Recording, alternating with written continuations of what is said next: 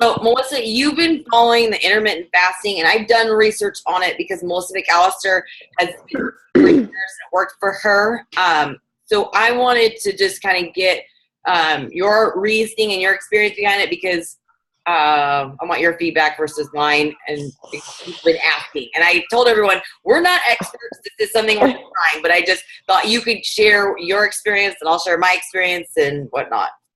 Well, okay, so I bought the 8-Hour Abs Diet from Melissa McAllister too, her little ebook, and I tried to do it. I don't know, that was like a year ago, and for whatever reason, I don't know if whatever she describes in there just didn't make sense to me. Like, I understood what she meant about not eating, breakfast and all that. I tried it and I totally failed miserably, and I was like, whatever. So recently, I don't know what I was looking at, but I was talking to somebody, or maybe Tom was talking to some other officers in his office talking about intermittent fasting. So I was like, well, I'm going to try it. And I got on Pinterest and I, typed it in, and I read a bunch of articles about it. Because there's several different ways to do it. There's like 4 different eating windows. And so I did the 16-18, which is the lean gains. So then I read the article on the guy who wrote Lean Gains and all that, and what the purpose is about breaking into your stored body fat. So I just started eating at 11, and I eat till 7. And it doesn't matter how many meals you eat. Some people only eat 2 meals a day. They eat at 11 and they eat at 7. I don't think I can eat that many calories in each sitting. Well, I don't know. You should see the breakfast or the first meal I just ate a second ago. It was huge. Yeah. But I mean, my breakfast has been pretty big. I literally have a minimum of one color container in my breakfast, and it's usually 2 proteins and then 1 of everything else in my breakfast. So that's a lot of food. But I've been eating like 4 times a day. So breakfast, 2 meals, then dinner. And another thing that I read about it is there is research on timing. So a lot of them say if you get up and work out in the morning and you can work out on an empty stomach, then that's best. And I did read that it's good to take BCAAs if you're working out in your fasting time. If you're working out in your feeding window, you don't have to take the extra BCAAs. I just started reading about that, so I'm not. Is that the part of the lean gain part? Yeah, and because I guess the way the amino acids break down because you're in your fasting mode. Yeah. But this article I was reading was only talking about taking like 10 milligrams before, 10 during, and 10 after. So some people drink it. And the capsules I have are like 1,000 milligrams. So I was like, oh, well, okay. I'm not going to do that, I guess. Are you, what was I going to ask you? So are you basically following the 21-day fixed calorie range and just eating an 8-hour window? Okay, just making sure. 22 hardcore calorie bracket. I'm in the 3rd bracket for hardcore. And except I will say, I think for the 3rd bracket for hardcore, I increased everything that I was supposed to except for fruit. I didn't do an extra fruit. I'm not doing an extra fruit. But it took me about 4 weeks to actually start seeing a difference. But I've been food logging, and so I went back and I saw like how many days I ate like a chocolate or we had pizza or whatever, and there was a few in there. I wasn't totally consistent, but it wasn't every single day. So I don't know if that was it because I'm just playing with it. So it's something that people can definitely try. I have a few people that ask me about it and are trying it too. I am finding that it fits my day better because I get up in the morning, I get the kids ready for school. I don't have to worry about trying to cook myself breakfast or make a shake. I just get them off. I come home, I'm working, and then sometimes I work out in the morning. Sometimes I wait for Tom to wake up, so that's the only difference there. But then I get a lot more work done and I'm productive. I'm not like starving because normally I would eat like 3 meals before 11. By lunchtime you're eating like 3 meals when you're spacing them out. So I was like, this is really freeing up a lot of time. So that's a positive that I've noticed. And I just ate like right before I got on the call. So, I had time to sit down and make it and then get on here. So I'm not stressing about trying to eat. And then because we were work out at like 2:00 and trying to eat prior to working out. Cause if you eat a big meal an hour before you work out, it screws your workout up and all that stuff. So it's just something to play with with their timing of their day and what their schedule's like, because you can do any 8-hour window. It doesn't have to be 11 to 7 or 12 to 8. It can be any 8-hour window. So for everybody who just jumped on, we're talking about intermittent fasting, and I was asking Melissa's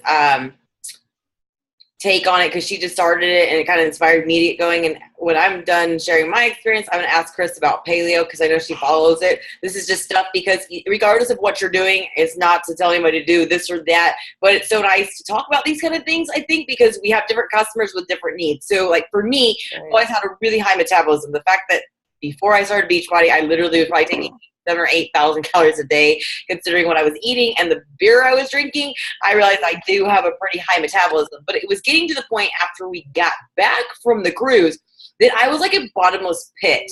And I've always been hungry. I wake up hungry, but it was like to the point where, like, say before Shakeology, where you were just hungry, and you were not feeling satisfied. And so I finally decided to do the 3-day refresh because I stopped doing the 3-day refresh when I stopped drinking, when I started being like on point with everything, because I thought, oh, I didn't need it.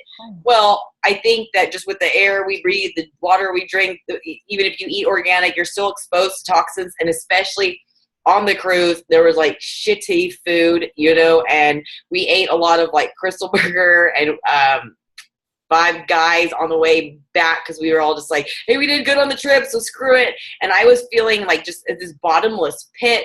And so when I did the 3-day refresh, I noticed that number one, I kicked my coffee habit because I was like seriously drinking like about 8 pods of the Keurig things a day and like 3 scoops of the Energize, and it wasn't doing any good. I was like, I need to snort this or like mainline it or something. I felt horrible. And so once I did the 3-day refresh, I was like, I felt great. The morning 4 of 3-day refresh, I got busy doing something, and next thing you know, it was like 11 o'clock. And on day 2, Ryan was like, well, I'm surprised you're not jumping out of bed. You're always starving. And he's like, oh yeah, you're doing the 3-day refresh. And I thought, I've been in bed for an hour working and I'm not hungry. So then I saw Melissa doing that, and I think that's the whole power of suggestion, the power of accountability, that if you see somebody doing it, you think you can do it. And I've always said I can't do it because I eat a lot, and it's a story you tell yourself. So I thought, wow, it's already 11:30. Let's just kick this thing into gear and see how it works. Well, I'm on day 4 now, and it's working. And from the research that I've done in the past, I think this is basically what they call the ketosis too, right? Isn't that basically the same thing where your body's running off of fat instead of the carbs? Sort of. The ketosis is a little bit different in what you're eating, but it's basically putting your body in a constant state of ketosis where it is burning fat instead of carbohydrates. Okay. So ketosis is very low carb and high fat, I think, is the way that they do that. But basically, looking at the 21-day fix, Ryan and I were talking about the steak. You look at it, you're eating high fat. You have like tons of teaspoons. You have the blue, you have the orange, all this. Right. You are getting all your healthy fats in. Yeah. And so like I've been following, most of McAllister for years. And like I watch her, like she eats, lean proteins. She eats bacon all the time. She eats lots of avocado, lots of oil. She just, only basically eats sweet potatoes and like, carbs, like Brussels sprouts have carbs, and she's seeing changes and she can see her abs. And I found that now that I've blown past that part of where I have to eat every 2 hours, I have no more cravings anymore. Like before, my eating was so crazy because some days I'd have this big breakfast, then I'd have to like space out the few containers I have left. It was just crazy. This, I think, is really more time efficient, like you said. And I noticed now that I've been doing my workouts in the morning on an empty stomach, and I'm getting through it. And I think that's the best time to do it because, like you said, then your body starts burning fat differently. But I've been focusing on, high fat, the right fats. And one thing I wanted to just, say in closing on my experience is that I've been reading this. Well, I don't read. Never mind. I've been listening to this book on Audible, and it's called The One Thing. It says the surprisingly simple truth behind extraordinary results. So what they were saying was basically like nowadays people act like multitasking is this like gift. It's really a curse. And that they were talking about all these studies about the people, they think they multitask. So just my little thrower in there, I'm going to throw in that, I've been just closing out windows and just doing one thing at a time. But they were basically saying that everybody, any company or anybody has that one thing that really sets them apart. And I think, Chris, you and I are took the branding training thing with Amy Dover, and that's basically the same thing, branding yourself, having that one thing that you're known for. And like with Beachbody, where Shakeology is the cornerstone of everything, even though we have tons of other products and stuff. Apple is iOS, there's different things in that. And it all boils down to, if you have this one thing that you do that's the most productive, that's really going to be what drives you. And that really, they're talking about willpower in one of the chapters, and that's what really struck me, that kind of ties in with what I was talking about carbs and everything, is that I really am not, I can't remember exactly, but they were saying that willpower essentially is ran off your brain. Willpower and discipline are things that can be trained, and basically what it is that everybody has willpower, and there's those times where you have this willpower and you put it into action. And then as your day goes on, because it's fueled by your brain gets tired, and most people don't put their brain to rest. Our brains are always going, especially in this business, because we're thinking about coaches, future coaches, challengers, inactive coaches, success club, rank advancement, payday, where we have to go, kids, all this stuff. Our brain is constantly going. And then after the end of the day, you really start to lose your willpower. And how many people have challengers or deal with it yourself, that at the end of the day, you're like really tempted to have that glass of wine, have that piece of chocolate, go binge. It's because what they were saying is that you've been using your willpower all day long, and it starts to get exhausted, and that you're not feeling it, and that your willpower is really part of, I don't know, the frontal cortex. I don't know. They said something about your brain, that one part of your brain that does control the things that you do, your willpower, is actually fueled off of carbs, complex carbs, and not simple carbs. So when people are not getting the right amount of carbs, not getting nutrition, and we all know nutrition has everything to do with everything, and exercise have everything to do with everything, and it makes everything move more smoothly. But it's so important to make sure that you're not cutting carbs, and that you're getting the right type of carbs, because that actually fuels your brain, which actually influences your power of discipline and your willpower. So I just thought it was crazy. And I think Alina probably might be able to say something on this, because she studies psychology and how the brain works. It was just crazy, all the stuff that moves together. And now I'm realizing that, I was explaining to Ryan, I see that he doesn't eat all day long, and then he comes in and then he binges, and then, he has ADD, and they didn't really talk about ADD, but there was obviously things about attention in this book. And I was explaining to him the whole intermittent fasting, the high fats. I'm like, his Fitbit, I'm like, you are burning like crazy thousands of calories, not eating enough food. Your focus is off. Are always exhausted, and when you're exhausted, you're more prone to eating sugary foods, the wrong type of carbs, and it's just this cycle. So like for me, I've been trying this intermittent fasting. I'm noticing that I have more energy, I have less cravings, and and I think that with everything, like Shakeology is something that's always going to be part of my diet. But I think you kind of become I hate to say it, not immune, but I mean, you use it. Like, remember that first week of Shakeology, how awesome you feel? And then after drinking it for years, you drink it just because you should, and you didn't have it if you miss a day. Well, I think that like now, like having this new thing in the intermittent fasting has been like a new, like, jump to my metabolism and to my, I guess, cravings and everything. And I feel that, like, I feel great. Somebody told me the day that I was working with as a possible challenger that she had her blood tested, and I know Sagi does that with a bunch of people, and she had some gluten sensitivities and all these different things, but they told her, because she thought she had the leaky gut syndrome, and if you're following Shay Stanford and Katie Hafner, their deal with that. But she was saying that no matter the right foods, that you're actually supposed to alternate foods not eat the same foods more than 4 days, because it can create allergies and sensitivities. And then I was thinking, God, when I've hit these plateaus and all this stuff, I was like, oh my God, maybe this is why I've hit plateaus, is because like we eat the same shit every day. When you cook in bulk, you just eat the same stuff. So I'm going to try to, try different things to see how I feel and, see what results I have. Chris, can you tell us about Paleo, how you're fitting that in with 21 Day Fix, 22 Minute Hardcore, or whatever? Because I've been following you and Ben forever about that.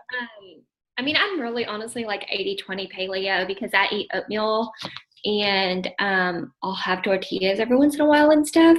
But really it's just, and Ben was strict paleo for a long time. He's kind of, about 80-20 right now also. But he learned a lot with 21 Day Fix and paleo, because the kid would eat like a pound of bacon and he would say it's fine, it's paleo. And I was like, dude, you can't eat a pound of bacon, And he learned a lot with the fix, because we still kept it paleo, but it was portion controlled. And, or I guess not the fix, hammer and chisel, but we did the nutrition at the fix, of course. And he really leaned out, gained a lot of muscle with it. And so for paleo people, I'm glad he did it, because I can talk to paleo people now and tell them, you know, paleo is a great diet. I really do think it's an awesome diet. But at the same time, you can't just sit there and eat bacon and eggs all day.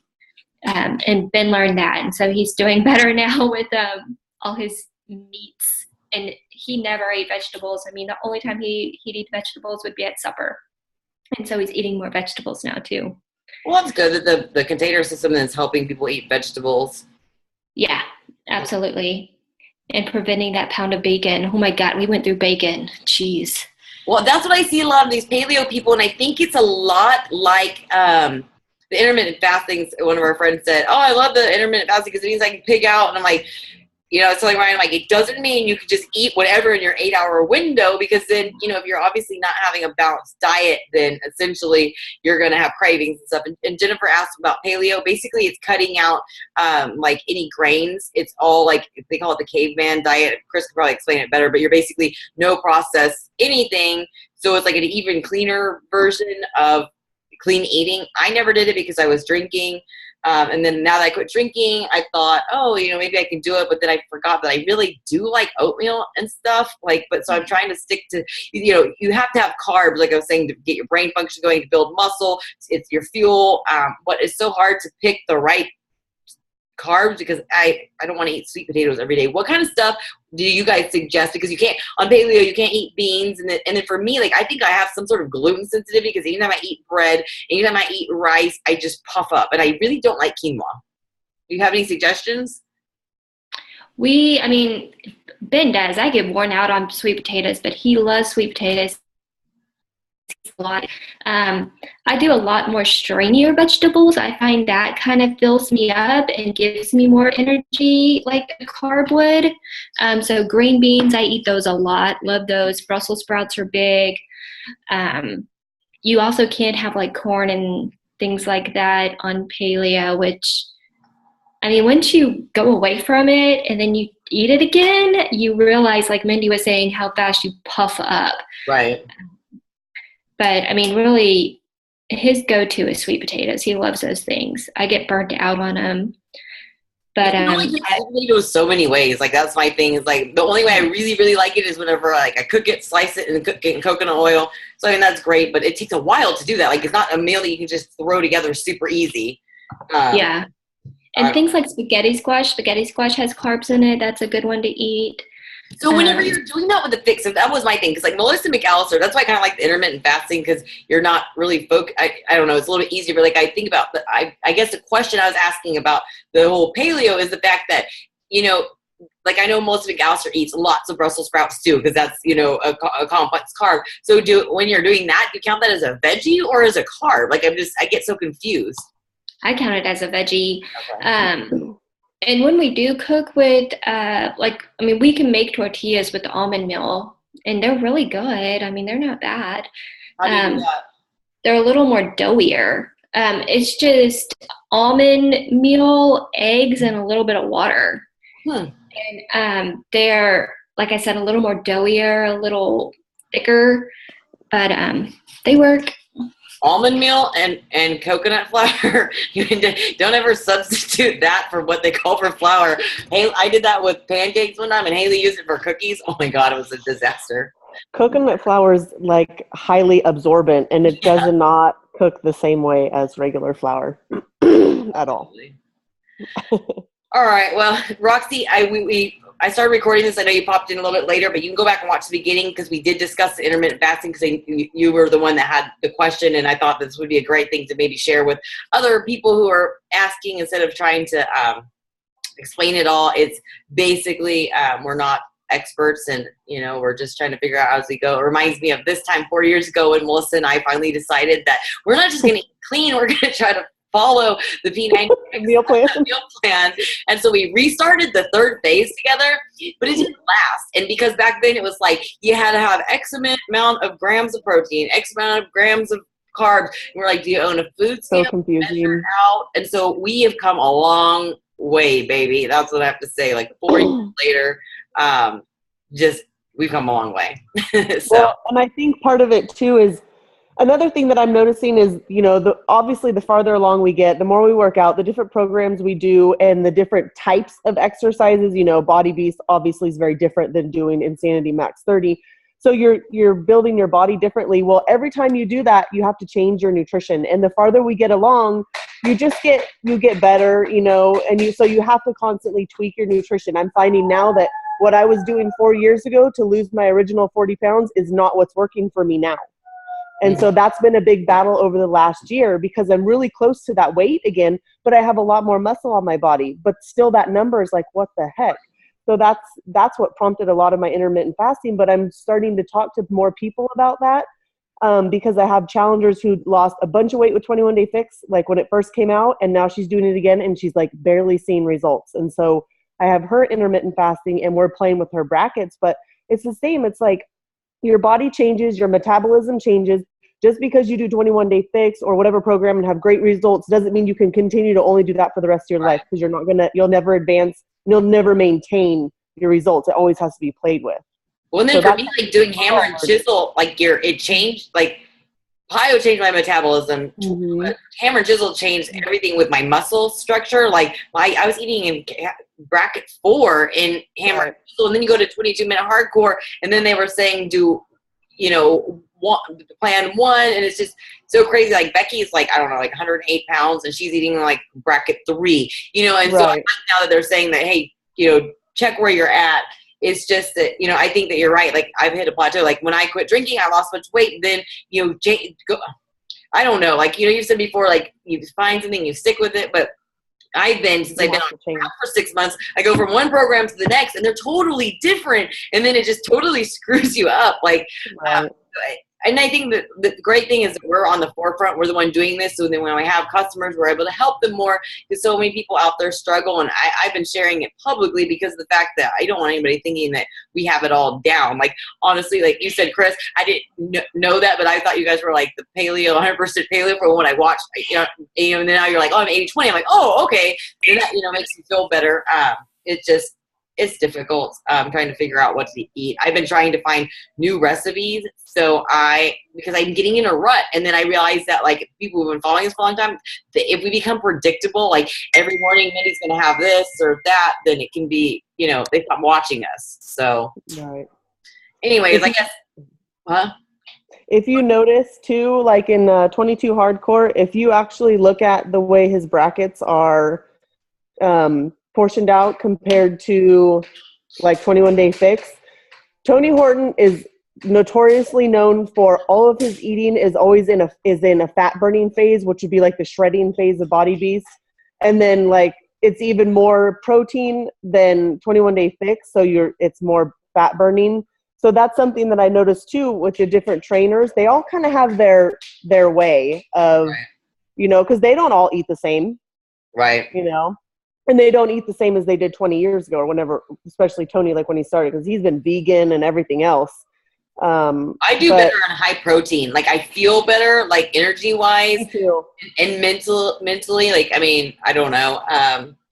It's crazy. The one reason I kind of want to always try this is because, like, for me, and this, I'm sure you've all heard me bitch about this, and we're all moms here, so I think we can all relate that, I've worked my ass off for 4.5 years. Well, I like half-ass worked my ass off for like 3 or 4 years. In the last 6 months, I've worked my ass off, and then like I can literally feel my six-pack, but like my skin is just like, and I don't want to go have surgery because of the fact that we all know that you don't get a six-pack from surgery without having surgery. But of course you do. You have them implanted because they're just stupid. And and I don't want any downtime after 6 months of consistency. I would hate to get off track and have to start over again. I hate starting over again.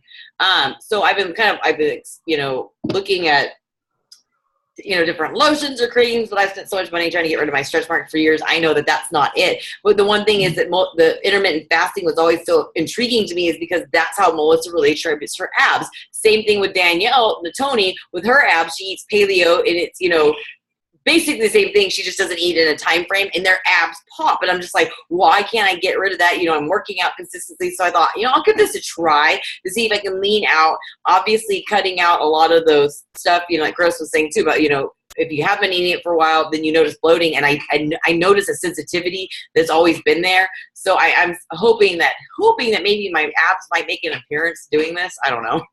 One can hope. So anyways, besides the whole nutrition stuff, how's everybody doing? Is there anything anybody's struggling with? Any victories we can celebrate together? Wait, I have a question. Yes. Okay, so, well, celebrating, tomorrow is my last day of my first 60-day program, so yay! I'm really excited about that. You've been so good. Thank you. And then Sunday, I'm going to start for the very first time, Ultimate Reset. Oh my gosh. So my thing is about talking about the intermittent fasting. Can you apply that with the Ultimate Reset or just no, right? No. Well, no, I take that back.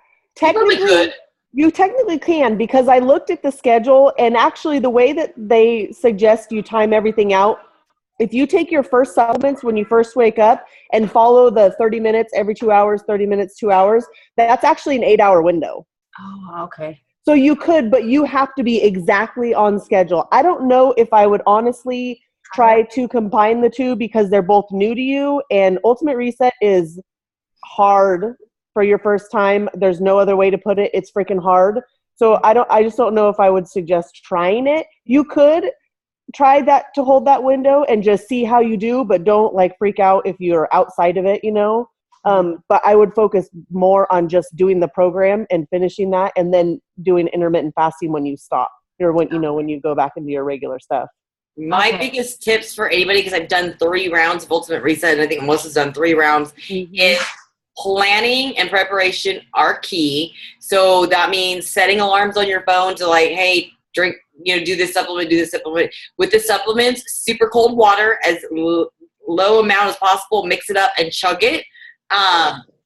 Always carrying, if you leave the house, always carrying your supplements with you, even if you're absolutely 100% sure you're gonna be back in time to take it, because shit happens. I would have a little caddy and put some extra ones in there, and then have the ones at home, so I was always prepared. And really, as far as working coaches go, I suggest this, and this is something that I learned when I was in the Paleo test group. So when we were in the Paleo test group, we really couldn't talk about what we were doing. You know, you had to be really evasive. And so I wanted to be able to help my challengers.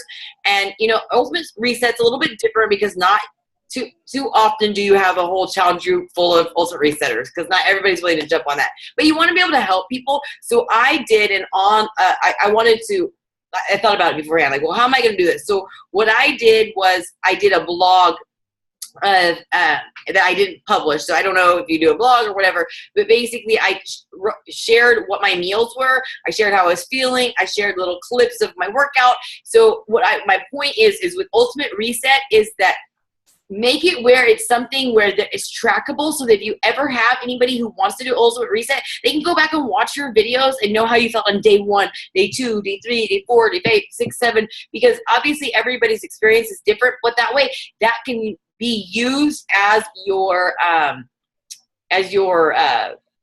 online diary and as your challenge group guide. So for me, that would just is really important. I tell everybody, whenever you're, as a coach, whenever you're doing any program, for the first time, try to do a diary. That's why I do a little video every day about 22-minute hardcore. I have a playlist on YouTube, so that at least that if I have somebody doing it, I can send them on day 1 how I was feeling, 2, 3, 4, just a suggestion. And as far as workouts went on Ultimate Reset, the first round of Ultimate Reset, you don't know shit. Like, you don't know the meals. You feel overwhelmed.